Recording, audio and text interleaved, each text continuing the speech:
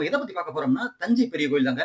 நம்ம ராஜராஜ சோழன் கட்டிய மிகப்பெரிய ஒரு கோயில் அப்படின்னு சொல்லலாம். அவங்க வந்து அந்த கோயில கட்டினதுக்கு அப்புறம், ஏன் வந்து இப்ப வரையும் வந்து தமிழ்நாட்டிலயா இருக்கட்டும், இந்தியாவுல இருக்கட்டும், யாருமே வந்து மிகப்பெரிய தலைவர்கள், ஒரு பதவியில உள்ளவங்க யாருமே ஏன் வந்து அந்த கோயிலுக்கு மாட்டேங்கிறாங்க அப்படின்னு பார்த்தீங்கன்னாக்க, ஆனா அவங்க அத பத்தி பேசுவாங்க. ஆனா அந்த கோயிலுக்கு மாட்டாங்கன்னு பார்த்தீங்கன்னாக்க, மிகப்பெரிய ஒரு ரகசியம் இருக்குங்கிறாங்க. அது என்னதான் ரகசியம் அப்படின்னு பார்த்தீங்கன்னாக்க, அதாவது இந்த கோயில கட்டும்போதே வந்து ஒரு ஸ்ரீலங்கா வந்து கேப்சர் பண்ணிட்டாங்கன்னு சொன்னா பார்த்தீங்களா? அது ஒரு ஒரு ரீசன் சொல்றாங்க. அது மட்டும் இல்லாம அவங்களோட கூட இருந்த மிகப்பெரிய ஒரு தலைவர் வந்து பார்த்தீங்கன்னாக்கா, அதாவது அவங்கள குரு சிஷ்யன் குருன்னு சொல்லுவாங்களாம். அந்த மாரி உள்ளவங்க அவங்க ஒரு சாபம் விட்டுட்டு போயிட்டாங்க அப்படிங்கிற மாரி சொல்றாங்க. அத பத்தியும் பார்க்கலாம். அது மட்டும் இல்லாம இப்போ வரையும் அதாவது எம்ஜிஆர் வந்து 10 வருடங்கள் வந்து இந்த ஆட்சியில இருந்தாங்க. அதாவது தமிழ்நாட்டுல தொடர்ந்து இருந்தாங்க. அப்படி உள்ளவங்க வந்து பார்த்தீங்கன்னா, இங்க கோயில் வந்ததுக்கு அப்புறம் தான் அவங்க 1984ல அதுக்கப்புறம் வந்து அவங்க ஆட்சி வந்து பறிபோகுது அப்படிங்கிற மாரி சொல்றாங்க. அது மட்டும் இல்லாம இந்திரா காந்தி இங்க வந்ததுக்கு அப்புறம் தான் அவங்க வந்து பார்த்தீங்கன்னாக்கா, அதே வருடம் வந்து அவங்களோட பாடி ஹலோ எவரிவன். நான் உங்க ஆனந்த் பாலா. வாங்க வீடியோக்குள்ள போலாம். நம்ம இன்னைக்கு எத பத்தி பார்க்க போறோம்னா, நம்ம வந்து இன்னைக்கு வந்து பார்த்தீங்கன்னா, தஞ்சை பெரிய கோயில வந்து கட்டுனது யாருன்னா, நம்மளுக்கு எல்லாருக்கும் தெரியும். அதாவது நம்ம ராஜராஜ சோழன். இந்த ராஜராஜ சோழன் வந்து அந்த காலகட்டங்கள்ல வந்து கட்டுனாங்க. கட்டிட்டு அவங்க வந்து மிகப்பெரிய ஒரு போர்கள்லாம் பண்ணாங்க. நெறைய கண்ட்ரிகள பிடிச்சாங்க. அது மட்டும் இல்லாம மக்களுக்கு வந்து அதிகமான ஒரு நல்ல ஒரு ஒரு ஆட்சிய பண்ணினாங்கன்னு தான் சொல்லலாம். அப்படி பண்ணவங்க ஏன் வந்து எப்படி இறந்தாங்க? இப்போ வரையும் அந்த மர்மங்கள் வந்து போயிட்டு இருக்கு. அப்படிப்பட்டது இருக்கும்போது இப்போ வந்து பாத்தீங்கன்னா, இந்த கோயில்ல வந்து மிகப்பெரிய ஒரு தலைவர்கள்லாம் இருக்காங்க. நம்ம இப்ப இருக்க தலைவர்களா இருக்கட்டும், இதுக்கு முன்னாடி உள்ள தலைவர்களா இருக்கட்டும், யாருமே வந்து இந்த கோயிலுக்கு மாட்டேங்கிறாங்க. அதாவது நம்ம நார்மலா நம்ம மக்கள்லாம் வந்து அதிகமா கோயிலுக்கு போறதா இருக்கட்டும், எல்லாம் போறோம். அப்படி இருக்கும்போது, ஏன் வந்து இவ்வளவு பெரிய தலைவர்கள்லாம் வந்து மாட்டேங்கிறாங்க? அப்படின்னு பாத்தீங்கன்னாக்கா, இதுல மிகப்பெரிய ஒரு ரகசியம் இருக்கு அப்படிங்கிறாங்க. அது என்னதான் ரகசியம் அப்படின்னு பாத்தீங்கன்னாக்கா, இதுக்கு முன்னாடி இதுக்கு முன்னாடி பாத்தீங்கன்னாக்கா, ஒரு 1984 1984ல பாத்தீங்கன்னா, இவங்க வந்து எம்ஜிஆரும், இந்திரா காந்தி அவங்களும் வந்து அந்த கோயிலுக்கு அதாவது பெரிய கோயிலுக்கு போயிருக்காங்க. போயிட்டு அதுக்கப்புறம் வந்தவொனே பாத்தீங்கன்னாக்கா, அதே 1984லயே அவங்களோட பாடிகார்ட்னால வந்து இறந்து போயிறாங்கன்னு சொல்றாங்க. அது ஒரு வேற விதமான ரீசன்கள் இருக்கலாம். ஏன்னா, அதுக்கு முன்னாடி இந்திரா காந்தி இருக்கும்போதே அவங்க வந்து அதாவது 1977ல 1975ல வந்து பாத்தீங்கன்னா, அவங்க எமர்ஜென்சி அறிவிக்கப்பட்ட காலகட்டத்துல மிகப்பெரிய ஒடுக்குமுறை அது மாரிலாம் இருந்துச்சுன்னு சொல்றாங்க. மேபி அந்த ரீசனா கூட இருக்கலாம். மேபி ஆனா அந்த அந்த வருடமே வந்து அவங்க இறந்து போனது மேபி இந்த ரீசன் வந்து அவங்க வந்து இத பத்தி சொல்லிட்டு இருக்காங்க. ஆனா இது உண்மையா என்னன்னு தெரியல. இருந்தாலும் அதுக்கப்புறம் பாத்தீங்கன்னாக்க, அதே வந்து எம்ஜிஆர் அவங்களும் வந்து அந்த 1984லயே வந்து இங்க கோயிலுக்கு வந்திருக்காங்க. கோயிலுக்கு வந்துட்டு அந்த ஒரு 10 வருடங்களா வந்து எம்ஜிஆர் வந்து பாத்தீங்கன்னாக்கா ஆட்சியில இருக்காங்க. வேற யாருமே வர முடியல. அப்ப இருந்த காமராஜர் ஆகட்டும், யாருமே வந்து டிஎம்கே இருக்காரு யாருமே வர முடியல. அப்போ இருந்த ஏடிஎம்கே தான் அவங்க வந்து எம்ஜிஆர் வந்து இருந்திருக்காங்க. அப்படி உள்ளவங்க வந்து பாத்தீங்கன்னா, வந்துட்டு போன கொஞ்ச நாள்லயே வந்து பாத்தீங்கன்னா, அவங்களோட அவங்க வந்து அந்த கட்சி வந்து பாத்தீங்கன்னாக்கா தோல்வி பெறுது. அதுக்கப்புறம் கொஞ்ச நாள்லயே வந்து அவங்க இறந்து போயிட்டாங்க அப்படிங்கிற மாரிலாம் சொல்றாங்க. அது மட்டும் இல்லாம அதுக்கப்புறம் வந்து இப்ப ரீசென்ட்டா தான் வந்து பாத்தீங்கன்னாக்கா, இப்ப ஒரு 1000வது ஆண்டு வந்து நடந்துச்சு. அதுல வந்து பாத்தீங்கன்னா, கலைஞர் அப்ப சிஎம்மா இருந்தாங்க. அவங்க சிஎம்மா இருக்கும்போது, அங்க வந்து பாத்தீங்கன்னா, மிகப்பெரிய ஒரு விழா நடத்தணும். அப்படின்னு வந்து அவங்க முடிவு எடுக்குறாங்க. முடிவு எடுத்தோனே மிகப்பெரிய கலை நிகழ்ச்சி எல்லாம் வந்து ஏற்பாடு பண்றாங்க. ஏற்பாடு பண்ணி எல்லா நிகழ்ச்சியும் வந்து அங்க நடந்துகிட்டு இருக்கும்போது, இவங்க வந்து அது அந்த மாரி ரீசன்னாலேயே வந்து அவங்க வந்து அந்த வழியா போக்கூடாது அப்படின்னு சொல்லிட்டு, அவங்க போயிட்டு வெளியில அங்க இங்க வந்து ஒரு இன்ட்ரோடக்ஷன் குடுத்துட்டு வர்றாங்க. வந்ததுக்கு அப்புறம் பாத்தீங்கன்னா, அவங்க அவ்வளவு நாள் ஆட்சியில இருந்த டிஎம்கே வந்து பாத்தீங்கன்னா, மறு வருடமே வந்து அந்த ஆட்சி வந்து கவுக்கப்படுது. அதாவது அந்த ஆட்சி வந்து பாத்தீங்கன்னா, எலெக்ஷன்ல வந்து அவங்க தோத்து போறாங்க. தோத்து போனதுக்கு அப்புறம் அவங்க கலைஞர் வந்து அவங்க இறக்குறது வரையுமே வந்து பாத்தீங்கன்னாக்கா, அந்த கட்சியில வந்து அவங்க சிஎம் ஆக முடியல அப்படிங்கிற மாரி சொல்றாங்க. அதுவும் வந்து இது உண்மை. இது வந்து பாத்தீங்கன்னா, அங்க போனனால தான் ஆனதா அப்படின்னு கிடையாது. ஆனா எப்படி இருந்துச்சுன்னு தெரியல. ஆனா இப்ப வரையும் தஞ்சை பெரிய கோயில்ல இருக்கிற மிகப்பெரிய மர்மங்கள்ல இதுவும் ஒரு மர்மம் அப்படிங்கிற மாரி வந்து சொல்றாங்க. ஏன் வந்து இந்த மாரி வந்து தஞ்சை பெரிய கோயில்ல வந்து நடக்குது? ஏன் வந்து இப்ப எல்லாரும் இந்த மாரி சொல்லிட்டு இருக்காங்க அப்படின்னு பாத்தீங்கன்னாக்கா, இதுக்கான 2 விஷயங்கள் வந்து இருக்கு அப்படிங்கிற மாரி சொல்றாங்க. வந்து பாத்தீங்கன்னா, நம்ம இப்ப இருக்கிற மிகப்பெரிய ராஜாக்கள்லாம் அந்த காலகட்டத்துல ஆண்டுட்டு போயிருக்காங்க. இப்போதான் வந்து நம்ம எலெக்ஷன் வைக்கிறோம். ஒரு ஒரு கேண்டிடேட்ட நம்ம வந்து தேர்ந்தெடுக்கிறோம். அந்த மாரிலாம் இருந்துட்டு இருக்கு. பிரதமரா இருக்கட்டும், குடியரசுத் தலைவரா இருக்கட்டும். குடியரசுத் தலைவர் வந்து அவங்க நாடாளுமன்றத்துல பண்ணுவாங்க. அது மட்டும் இல்லாம இங்க உள்ள சிஎம்மா இருக்கட்டும், எல்லாருமே வந்து நம்மளா உருவாக்குற ஒரு தலைவர் தான். நம்மளா கொண்டு வர்ற ஒரு தலைவர் தான். அப்படி இருக்கும்போது அந்த காலகட்டங்கள்ல மிகப்பெரிய மன்னர்கள்லாம் வந்து அவங்க காலங்காலமா அந்த நாட்டுகளை வந்து பாத்தீங்கன்னா ஒரு ஒரு குறுநிலையில மன்னர்களா வந்து இருந்துட்டு இருக்காங்க. அப்படி உள்ள மன்னர்கள்லயே முக்கியமான எல்லாரும் மன்னர்களும் வந்து நம்மளுக்கு வந்து திடீர்னு நம்மளுக்கு வந்து பாத்தீங்கன்னாக்கா நம்மளுக்கு ஞாபகம் வராது.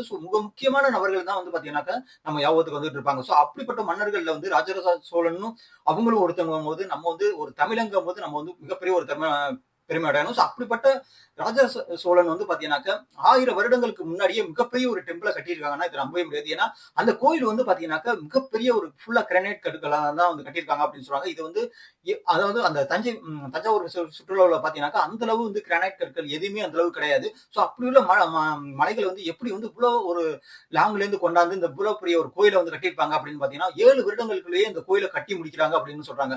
ஸோ இந்த கோயில்ல வந்து பாத்தீங்கன்னா மிகப்பெரிய ஒரு மேல இருந்து பாத்தீங்கன்னாக்கா அந்த ஒரு லிங்கத்துல வந்து அந்த வெளிச்சம் விடுற அதாவது சூரிய வெளிச்சம் விடுற மாதிரியும் வந்து எல்லாமே வந்து அப்ப வந்து கட்டியிருக்காங்க அப்படின்னு சொல்றாங்க. இப்ப வரையும் அந்த மாதிரி ஒரு கலையை கட்ட முடியுமா அப்படிங்கறது வந்து நம்ம வந்து வியப்பா தான் பார்க்கணும். ஸோ அந்த அளவுக்கு வந்து அந்த கோயிலை வந்து அவங்க வந்து ஒரு சிவன் பக்தன் சொல்லலாம். ஸோ ஒரு ராஜராஜ சோழன். ஸோ அதனாலேயே வந்து இந்த கோயிலை வந்து மிகப்பெரிய ஒரு லெவல்ல கட்டியிருக்காங்க.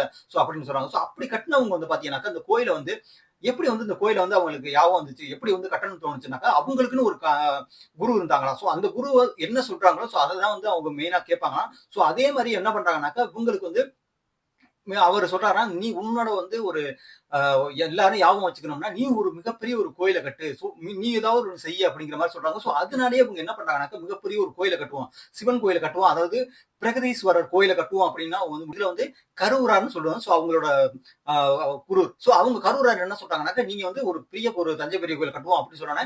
தஞ்சை பெரிய கோயில் கட்டுறதுக்கான ஏற்பாடுகள் வந்து மிகப்பெரிய லெவல்ல பண்ணிட்டு இருக்காங்க. பாத்தீங்கன்னாக்கா, மிகப்பெரிய வந்து அவங்களுக்கு வந்து பணங்கள் எல்லாம் வந்துட்டு இருக்கு. அதனால வந்து அவங்களுக்கு அதிகமான செல்வங்கள்லாம் இருக்குது. சோ அப்படி இருக்கும்போது இவங்க கோயில கட்டுறதுக்கான படிப்படியா வந்து கட்டிட்டு இருக்காங்க. 7 வருடங்கள் வந்து இந்த கோயில கட்டி முடிச்சிருக்காங்க அப்படின்னு சொல்றாங்க. சோ கட்டிட்டு அவங்க என்ன பண்றாங்கனாக்கா, இந்த இதுல வந்து பாத்தீங்கன்னா, அ ஃபைனலா வந்து அதுல வந்து கட்டி முடிச்சவனா அவங்களுக்கு கும்பாபிஷேகம் பண்ணணும். சோ அதனால அவங்க என்ன பண்றாங்கனாக்கா, இதுல வந்து ஒரு டிபேட் நடக்குது. சோ அந்த என்ன டிபேட்னா வந்து அவங்களுக்குள்ள குருவுக்கும் இவங்களுக்கும் குரு என்ன சொல்றாங்கனாக்கா, இத வந்து தமிழ்ல வந்து நீங்க வந்து இந்த பூஜை பண்ணணும் அப்படின்னு சொல்றாங்க.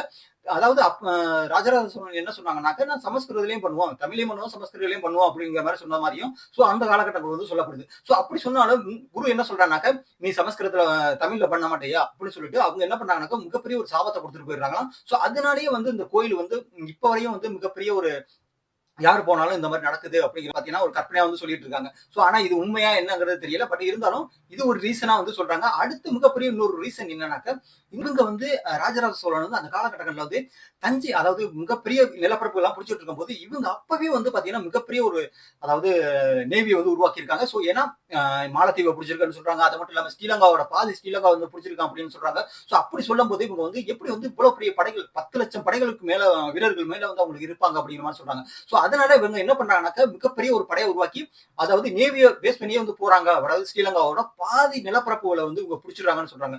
சோ பிடிச்சவன பாத்தீங்கன்னாக்கா இவங்களுக்கு அதுக்கப்புறம் வந்துடுறாங்க. இந்த மாதிரி நடந்துட்டு இருக்கு. சோ நடந்துட்டு இருக்கும்போதே அப்ப அந்த ஸ்ரீலங்காவுல உள்ள மன்னரோட மகள் என்ன பண்றாங்கனாக்கா அவங்கள வந்து இவங்க மறுபடியும் இங்க அனுப்பிச்சு வச்சதாகவும் சோ அனுப்பிச்சு வச்சு இங்க உள்ள அதாவது தஞ்சை அதாவது ராஜராஜ சோழன் அதுல வந்து சபையில வந்து அவங்க கொஞ்சம் கொஞ்சமா உயர்ந்து மிகப்பெரிய லெவல்ல வந்ததுக்கு அப்புறம் என்ன பண்றாங்கனாக்கா இவங்க வந்து கோபுரத்துல நின்று அவங்க பார்த்துட்டு இருக்கும் போது இவங்க மேல இருந்து தள்ளி விட்டதாகவும் வந்து ஒரு கான்ஃபரன்சி தியரி வந்து சொல்லப்படுது. சோ ஆனா இது வந்து ஒரு உண்மையா என்னங்கிறது தெரியல. பட் ஆனா இது ஒரு ரீசனா வந்து அவங்க சொல்றாங்க. ஏன்னா அந்த அவங்க நாடுகளை பிடிச்சனாலே வந்து இவங்க வந்து தள்ளி விட்டுட்டாங்க அப்படிங்கிற மாதிரி சொல்றாங்க. சோ அதனாலேயே அது இதுவும் ஒரு சாபமா இருக்குமா அப்படிங்கிற மாதிரி வந்து இப்ப வரையும் வந்து மக்கள் இங்க அந்த கோயில்ல வந்து பாத்தீங்கன்னா இந்த ஒரு ரீசன் சொல்றாங்க. ஆனா இப்பவும் பாத்தீங்கன்னா தஞ்சை பெரிய கோயில்ல கரூராருக்கான ஒரு சிலை வந்து அங்க இருக்குது அப்படின்னு சொல்றாங்க. ஏன்னா அவங்க சாபம் விட்டுட்டு சொன்னாங்க பாத்தீங்களா. சோ அவங்களுக்கான ஒரு சிலை வந்து தஞ்சை பெரிய கோயில்ல அவங்களுக்கு இருக்குதுன்னு சொல்றாங்க.